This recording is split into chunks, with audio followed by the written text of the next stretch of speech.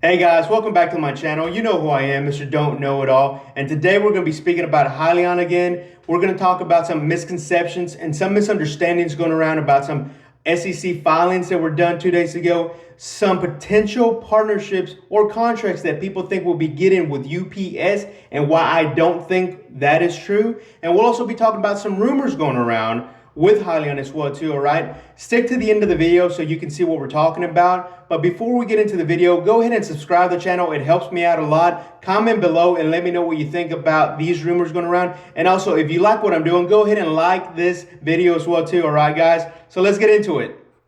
Alright guys, so right quick, we're going to take a look at the stock and what it's doing today. As of around 9 o'clock this morning, it is at 24.10. We're down 1% from what we finished yesterday. It opened up, 0.12%, and like I said, it dipped all the way down to 3%. We've recovered a little bit right now. Like I said, we're only down 1.2%. We'll see what it does for the rest of the day. We'll see if any news comes out. I've been looking all over today. Nothing so far yet. There's a little article about a Austin newspaper, but that just talks about their hometown where the company's at. Nothing huge. So we'll keep an eye out all day today and see if we can find any news, see if anything comes out. But as of right now, we're not doing too bad. We're almost at $24. So yeah, let's get into the other part of the video. Alright guys, so let's see what we got today. We're going to be talking about how people are getting confused with some of the partnerships going on. There's a few rumors going around the internet yesterday and even still today. And there's also some confusion on the Schedule 13G that was filed 2 days ago by Victoria Grace. A lot of people are seeing millions of shares being bought on this document, and they're wondering why the stock price of this company isn't skyrocketing, isn't going up when there's multiple companies buying millions of shares. And we talked about this yesterday with Victoria Grace buying 10.2 million shares, right? But what a lot of people are doing, they're scrolling down and they're seeing, hey, Coral Capital Partners bought 1.4 million shares. Hey, they bought more. You keep scrolling, 4.2 million. And then you keep going, 4.5 million shares. And so they're thinking to themselves, what's going on? Why is this not, moving up when you have millions of shares being bought? But when you add 4.5, 4.2, 1.4 million shares bought, and you add them together, you get 10.2 million shares bought, and that's by Victoria Grace. And when you do a little bit more research, you come to find out that Victoria Grace is a founding partner of Coral Capital Partners, right? They invest in wireless technologies, medical devices, health IT, fintech, hardware. A lot of startup companies is who this company invests in. And you see right here that it talks about that they invest in startup companies. So when a lot of people were reading this, we're saying, what's going on? Why is this not going up?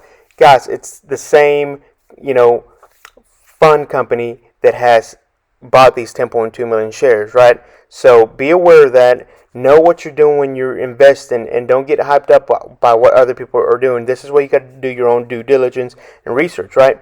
The second thing is rumors yesterday around 1:30 to 2 o'clock came out that Tesla was trying to acquire Hyliion, right?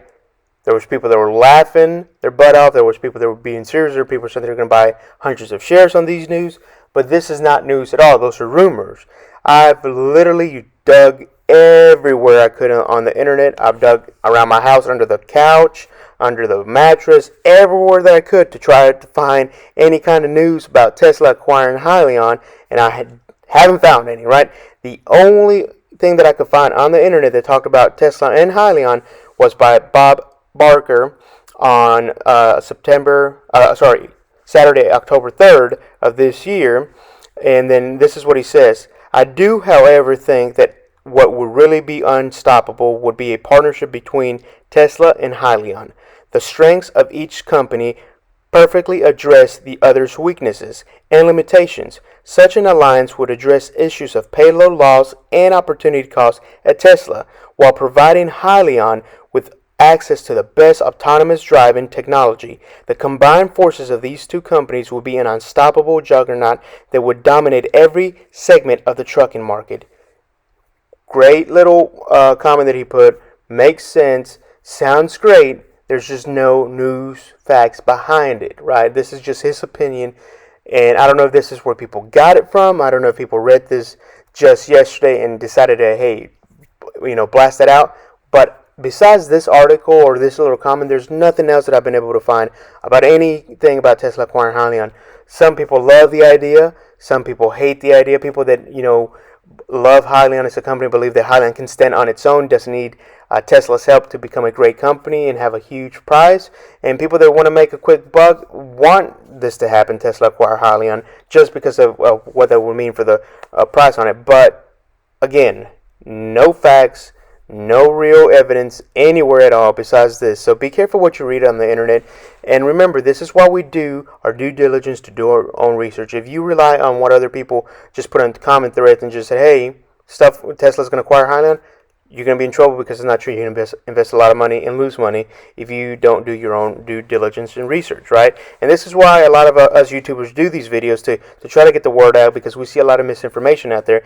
And this is one big one that went around yesterday, and a lot of people also think that's why the stock went up. I don't think that's why, at least in my opinion, I don't think so. But that was a rumor yesterday.